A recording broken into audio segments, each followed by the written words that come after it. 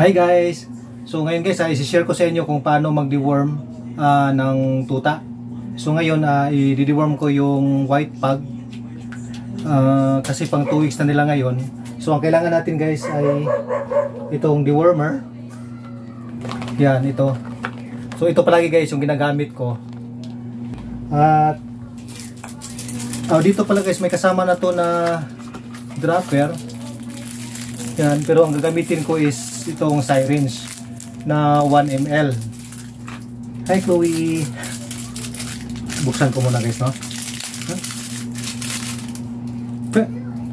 So maganda kasi guys itong syringe kasi yan, kung makikita nyo meron siyang yung mga numbers. Accurate siya guys yung kung ilan yung timbang ng tuta.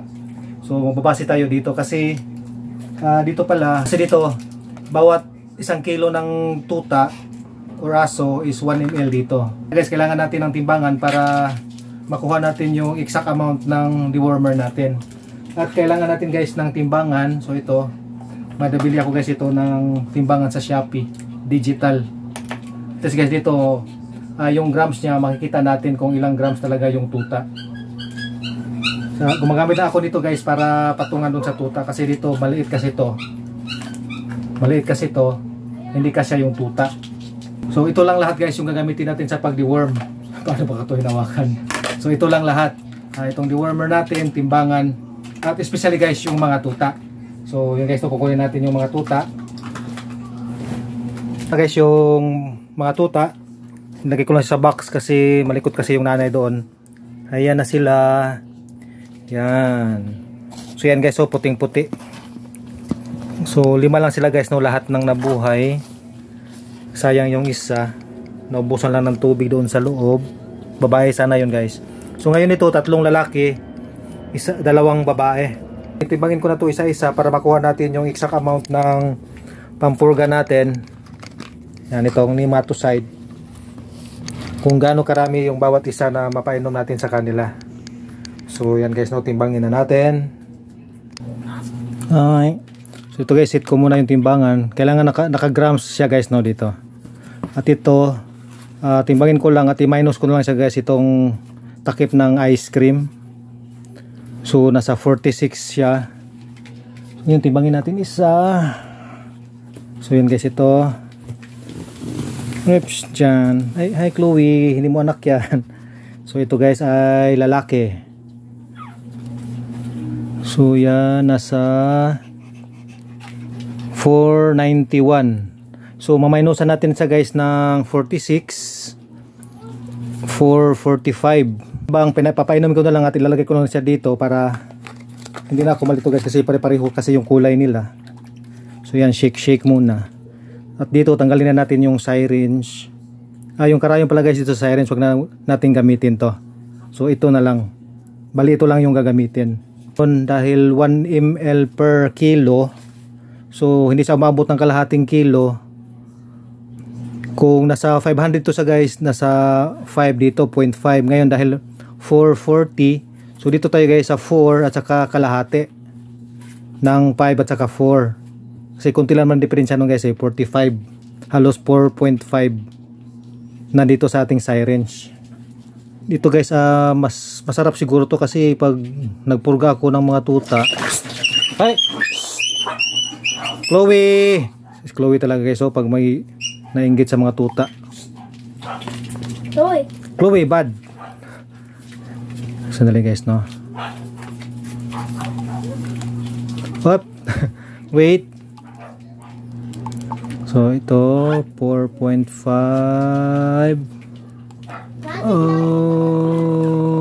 Yan. Kung alam nyo guys, yung itim ng goma sa baba yan. Dyan mo itapat yung gamot sa kalahati ng 4 at saka sa 5. Kabad Chloe. Yan. So pagpainom guys, ganyan lang yung posisyon niya. Tingnan nyo guys, oh. Matamis siguro to kasi masarapan sila nito eh. Nasasarapan pala sila. Nasasarapan. Yan. Sarap. So una. So next. Pod Chloe. ko talaga, Chloe. So, sunod guys, ito babae. Malaki to guys, oh. So, nasa 608. 610. So, minus 46. So, 560. So, yung 560. Yan, 560 something. So, yung gagamot natin guys is nasa 5 at saka yung malapit nasa 6. Yan. So, yun guys. Oh, yan. Halos 5 and 3/4 guys, no? Dito sa sirens. So, yan guys, no, dapat 1 ml yung bilhin nyo na sirens pag maliliit na tuta yung i-deworm nyo para makikita talaga guys yung numero. Sarapan, no? Sarap. Tamis. Okay. Next. Itong girl uli. So yun guys, malalaki yung girl. So ito siya is yan 596, 94, 96, 95, 96 pala. So yung guys 550. Oops, sorry. So ito guys 5.5. 5.5. Ay, hindi mahigop lahat ah. Hindi siya mahigop ng todo.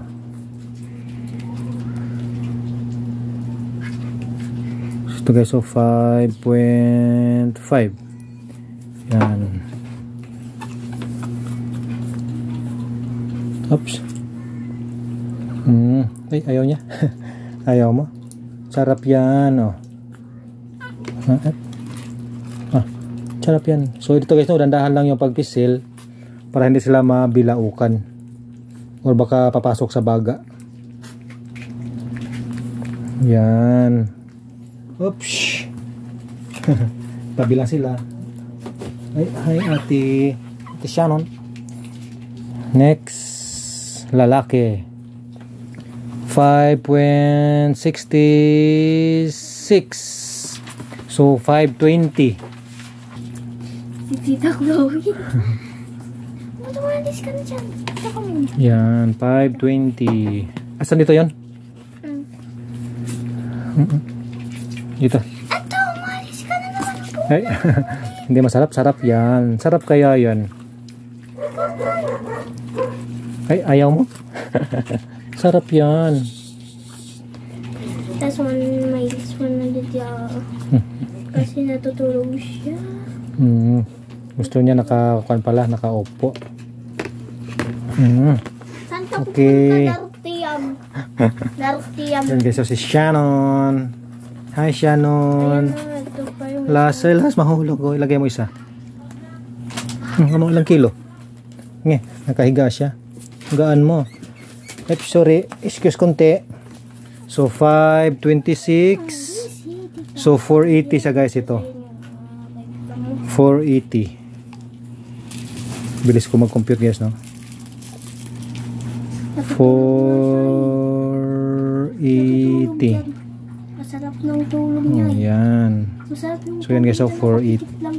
Malapit na siyang mag 5.5. Tulog ka. Oh, ito muna. Ay, sorry. Oh, ito muna. Ay, sorry. Tulog muna kayo. Huwag mo dire. Hey, kagatin ka na naman dyan, Atom. Hey, no, Atom. Mahulog, mahulog. Atom mo. Yung Atom talaga. Yung isaw. Asan? Ginagat yung kapatid niya. Asan? Ito.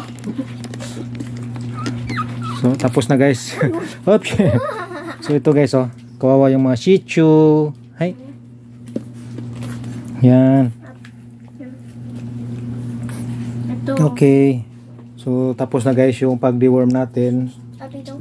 Ganyan lang kadali mag-deworm. So, Okay. dito pala guys lahat ng mga anak ng mga aso ko, ako lang nag-deworm. Sa vaccine, doon na sa clinic. Bit clinic. So, ayan guys, tapos na yung pag-deworm ng mga tuta. Ayan, si Ate Shannon. Hi, si hi. Hi. So siya yung nag-aalaga nito guys sa mga white pug natin. Dito pa yung Shih Tzu. So ito guys, ito yung isang Shih Tzu namin. Alam nyo guys, maganda yung kwento nito. Maganda yung kwento nito kasi na-stud siya ng tatay nila. Yung white pug. Yan, si Astro. Yan, pumasok kasi siya doon sa... Pangalan ng mama nila ay si Kimi. Si Kimi yung mama. Pumasok kasi siya doon. Ay, hindi pala pumasok. Nilagay kasi siya doon guys sa tindahan kasama doon sa lalaki. Kasi yung lalaki doon namin nilagay sa tindahan. Kasi ayan, maliit ay. Kasi ito nag-hit na. Kaso nilabas ng bayaw ko. Pinalo doon. Ayun. Natira si Chloe. Nag-lock siya guys. Yun na lang, ginising lang ako ng anak ko. Wala na. Wala nang magawa. At napastad ko rin siya guys after 3 days.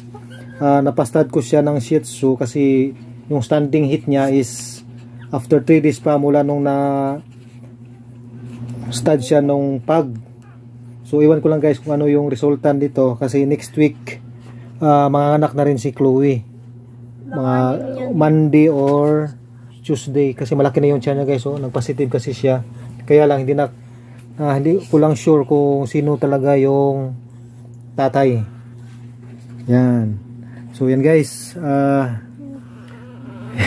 Yan guys. So na-conscious yung dalawang liver natin na Shih Tzu. So, kaso lang guys, prapso sila. Yan. May isang ito sa may labas. Right? Kasi yan, minsan guys, ito talaga yung resulta pag pure liver yung nanay at tatay. Ganito yung resulta kasi malapot yung dugo nila. So yan guys, oh. Ito lalaki, ito babae. So yan yung mga white pug. So yan guys, hanggang dito na lang. Sana tulong itong video ko kung paano mag-deworm ng mga puppies natin. So dito naman guys is white pug. So muli guys, hanggang dito na lang. God bless and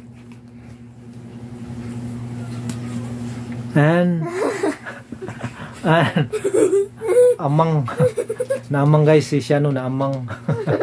Hindi siya makapagsalita kasi Tagalog siya, ako Bisaya. Hindi ko alam yung Bisaya eh. Hindi pala niya alam Bisaya guys kasi nasa Pampanga na kami. So hanggang dito na lang guys. Bye bye. Bye bye daw. Bye bye. Bye bye. Okay guys.